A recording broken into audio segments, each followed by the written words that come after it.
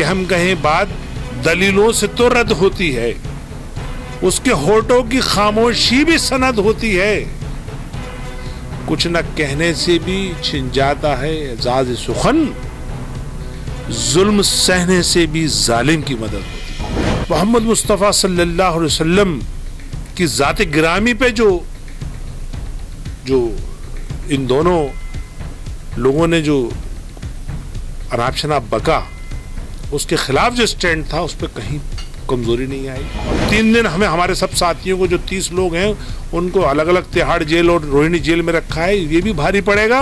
और मेरे कार्यकर्ताओं की जो कुर्बानी है ये रायगा नहीं जाएगी और इस जालिम हुकूमत का अंत होगा। 2 लोगों के खिलाफ देशद्रोही एक्ट यानी यूएपीए के अगेंस्ट उनको अरेस्ट करने के लिए ज्ञापन देने गए थे।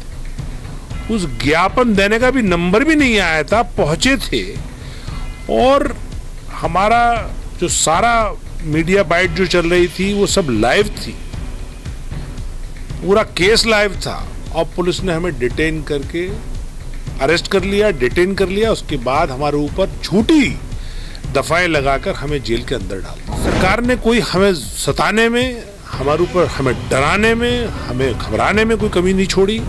दिल्ली पुलिस जो अमित शाह के अंडर में आती है, उसने अब तक उनके खिलाफ कोई कार्रवाई नहीं की है, बल्कि बेगुनाहों को सलाखों के पीछे भेजा है। अभी तो MIM के कार्यकर्ताओं ने शुरुआत की है। अभी आप देखते जाइए, इस दिल्ली पुलिस, जिसको अब मैं जालिम पुलिस कहूंगा, बर्बर पुलिस कहूंगा, उसने मुझे एक ऐसी जेल में रखा, एक ऐसी बैरक में रखा जिसमें शहीद आजम भगत सिंह 23 दिन जेल में रहे थे। किसके खिलाफ? अंग्रेजों के जुल्म के खिलाफ।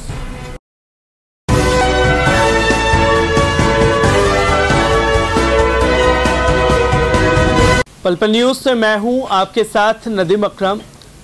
लगातार देश में हंगामा मचा हुआ है।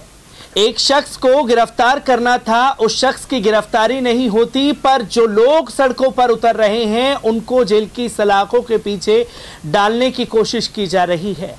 ऐसा ही शिकार हुई दिल्ली AIMIM की टीम, जो नुपुर शर्मा के खिलाफ सड़कों पर उतरी और उनको जेल की सलाखों के पीछे डाल दिया गया 30 कार्यकर्ताओं के साथ। और उसमें कलीमुल हफीज साहब का भी नाम था। और जब नाम सामने आया तो सवाल बन जाता ये है कि आखिरकार ऊंचे पदों पर बैठे हुए लोगों को भी क्यों टारगेट किया जा रहा है। सर, जो तस्वीर सामने आई, जिस तरीके की बदतमीजी पुलिस वालों की आपके साथ चल रही थी, किस तरीके का रवैया था अंदर आप लोगों के साथ? देखिए, मुल्क में फांसीबाद आ चुका है। एक ऐसे जालिम लोगों के हाथ में सरकार है जो गुनहगारों के खिलाफ कार्रवाई करने को तैयार नहीं है और बेगुनाहों पे जुल्म करने में कोई कमी नहीं छोड़ रही है। जब भारतीय जनता पार्टी ने अपने दोनों प्रवक्ताओं को पार्टी से एक्सपेल भी किया और सस्पेंड भी किया, इसका मतलब है कि उन्होंने गलती मानी। तो आखिर दिल्ली पुलिस को उनकी गलती क्यों नहीं नजर आ रही? और एक ऐसा गुनाह जिसमें देश के 25 करोड़ मुसलमानों की भावनाएं आहत हुई, 200 करोड़ दुनिया के मुसलमानों की दिल आजारी हुई, देश की बड़ी बड़ी कंपनियों के जो प्रोडक्ट हैं वो दुकानों से, मॉल से बाहर फेंक दिए गए, देश की छवि को नाकाबिल तराफी नुकसान हुआ। तो आखिर इससे बड़ी और देशद्रोही एक्ट क्या हो सकता है? तो हम उन 2 लोगों के खिलाफ देशद्रोही एक्ट यानी यूएपीए के अगेंस्ट उनको अरेस्ट करने के लिए ज्ञापन देने गए थे। उस ज्ञापन देने का भी नंबर भी नहीं आया था, पहुंचे थे। और हमारा जो सारा मीडिया बाइट जो चल रही थी वो सब लाइव थी, पूरा केस लाइव था। और पुलिस ने हमें डिटेन करके अरेस्ट कर लिया, डिटेन कर लिया। उसके बाद हमारे ऊपर झूठी दफाएं लगाकर हमें जेल के अंदर डाल दिया। वो तो हमारी टीम को धन्य कि उन्होंने वकीलों की पूरी टीम खड़ी की और हमारा 3 दिन के अंदर अंदर जमानत करा ली। लेकिन इस सरकार ने कोई हमें सताने में, हमारे ऊपर हमें डराने में, हमें घबराने में कोई कमी नहीं छोड़ी। अल्लाह का एहसान है कि मजलिस का एक एक साथी अपने स्टैंड पर अपनी हिम्मत और हौसले के साथ और सबसे ज़्यादा मोहम्मद मुस्तफ़ा सल्लल्लाहु अलैहि वसल्लम की ज़ात गिरामी पे जो इन दोनों लोगों ने जो अनाप शनाप बका, उसके खिलाफ जो स्टैंड था उस पर कहीं कमज़ोरी नहीं आई। तो मैं तो सिर्फ इतना ही कहना चाहता हूँ कि मुल्क में लोकतंत्र का गला घोटा जा रहा है। ख़ास तौर से अगर पॉलिटिकल पार्टी नहीं उठाएगी आवाज़ तो कौन उठाएगा। हम एक पॉलिटिकल पार्टी हैं, हमें इस बात का एहसास है कि देशवासियों में बड़े ग्रुप की ये भावनाएं आहत हुई और देशवासियों को की जो कंपनियां हैं उनको नुकसान हुआ, इसलिए इनके खिलाफ यूएपीए की कार्रवाई होनी चाहिए।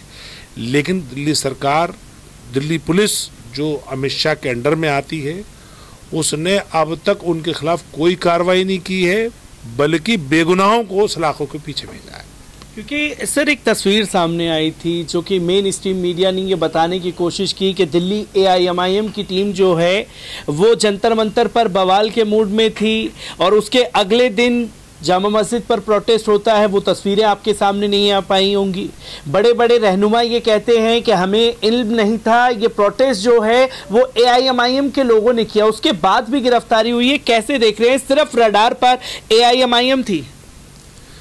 देखिए, AIMIM के जो जियाले हैं वो इस तरह के, चाहे जिनको आप सोकॉल्ड बड़े रहनुमा कह रहे हैं,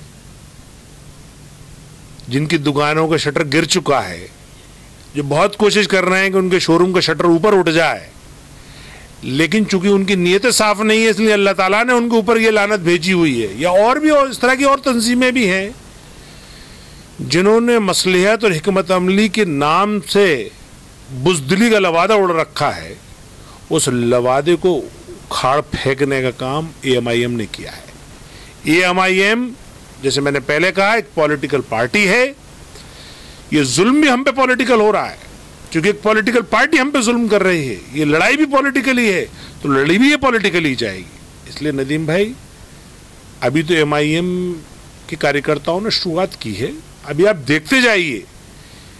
इस दिल्ली पुलिस, जिसको अब मैं जालिम पुलिस कहूँगा, बर्बर पुलिस कहूँगा, उसने मुझे एक ऐसी जेल में रखा, एक ऐसी बैरक में रखा जिसमें शहीद आजम भगत सिंह 23 दिन जेल में रहे थे। किसके खिलाफ? अंग्रेजों के जुल्म के खिलाफ। लेकिन उनको जेल में रखना अंग्रेजों को कितना भारी पड़ा था कि आखिरकार उन्हें इस मुल्क को छोड़ के भागना पड़ा। इंशाअल्लाह इस जालिम सरकार को भी हमें एक दिन उस बैरक में रखना भारी पड़ेगा और 3 दिन हमें हमारे सब साथियों को, जो 30 लोग हैं, उनको अलग अलग तिहाड़ जेल और रोहिणी जेल में रखा है, ये भी भारी पड़ेगा। और मेरे कार्यकर्ताओं की जो कुर्बानी है ये रायगा नहीं जाएगी और इस जालिम हुकूमत का अंत होगा। क्योंकि सर तस्वीर कुछ जब तिहाड़ जेल के अंदर आपको लेकर के जाया जा रहा था, कुछ कार्यकर्ता उन्होंने साफ तौर पर कह दिया था कि वो झुकने वाले नहीं हैं, पुष्पा स्टाइल में नजर आए, तो उसको मीडिया में हवा बनाने की कोशिश की गई। देखिए कि सरकार को किस तरीके से चिढ़ा रहे हैं ये लोग झुकने का नाम नहीं ले रहे। आखिरकार AIMIM को ही क्यों झुकाना चाहती है सरकार? क्योंकि जो भी देखें सिर्फ बयान आ रहे हैं। असदुद्दीन ओवैसी साहब खुल करके बोल रहे हैं तो उनके ऊपर दिल्ली में FIR दर्ज कर दी जाती है। फिर ये बताया जाता है कि FIR के चलते तमाम कार्यकर्ता बाहर आए हैं। देखिए, इस वक्त भारतीय जनता पार्टी और RSS ने जो माहौल बनाया है उसमें तमाम अपोजिशन पार्टी को उसने डरा कर, धमका कर, धौंसा कर घर में बिठा दिया। कोई पॉलिटिकल पार्टी किसी भी स्टैंड को लेने के लिए तैयार नहीं है। खासतौर से मुसलमानों से रिलेटेड अगर कोई इशू है तो वो पार्टियां जो मुसलमानों को वोट लेती चली आई हैं वो जुबान खोलने को तैयार नहीं है, उनकी हिम्मत नहीं। इसलिए नदीम भाई, सच्चाई ये है कि अकेला मर्द मुजाहिद बैरिस्टर असदुद्दीन ओवैसी है जो अपनी बात बबांग दहल कह रहा है, जो अपनी बात हुकूमत की आंखों में आंखें डाल करके बाकायदा कह रहा है। जाहिर बात है हम भी उनके सिपाही हैं, हम भी उनसे रहनुमाई हासिल करते हैं। हमारी भी कोशिश रहती है कि हम भी MIM का वही तर्ज अमल, वही बेबाकी बाकी रखें जो हमारे सदर ने हमें दी है। तो इसलिए मेरे एक एक कार्यकर्ता जिसके बारे में आप बता रहे हैं, एक एक कार्यकर्ता में उतनी ही हिम्मत है और उतनी ही जोश और जज्बे के साथ वो इस हुकूमत की जुल्म का मुकाबला करने को तैयार है। क्योंकि ये बात समझ लें आप कि हम एक शेर के साथ ये बात समझाना चाहूंगा कि हम कहें बात दलीलों से तो रद्द होती है, उसके होठों की खामोशी भी सनद होती है, कुछ न कहने से भी छिन जाता है एजाज सुखन, जुल्म सहने से भी जालिम की मदद होती है। तो इसलिए MIM का कोई कार्यकर्ता जुल्म सहने के मूड में नहीं है, वो जालिम को आईना दिखाना चाहता है, वो जालिम का मुकाबला करना चाहता है, वो चाहता है कि इस मुल्क से इस जुल्म का खात्मा हो, यहाँ इंसाफ, अमन, हिंदू मुस्लिम सिख ईसाई भाईचारा और मुल्क की तरक्की हो। सर, एक आखिरी सवाल लेना चाहेंगे, अगर गिरफ्तारी नहीं होती है नुपुर नवीन की तो क्या अगला कदम आप लोगों का रहेगा? क्योंकि सड़कों पर उतरे तो तिहाड़ जेल भेज दिया गया, जगह जगह गोलियां मारी जा रही हैं, जो लोग सड़कों पर उतर रहे हैं, बुलडोजर की कार्रवाई भी इस दौरान जारी है। किस तरीके से देख रहे हैं, क्या अगला स्टेप होगा AIMIM का? देखिए, AIMIM संवैधानिक व्यवस्था में यकीन रखती है, लोकतांत्रिक व्यवस्था में यकीन रखती है। जितने हमारे लोकतांत्रिक अधिकार है या संवैधानिक अधिकार है, हम सब एक्सप्लोर करेंगे। उसी में प्रोटेस्ट आता है, उसी में जेल भरो आता है, उसी में मेमोरेंडम देना आता है, उसी में मीडिया के खिलाफ मीडिया में इंटरव्यू देना आता है। ये हम सब काम करते रहेंगे।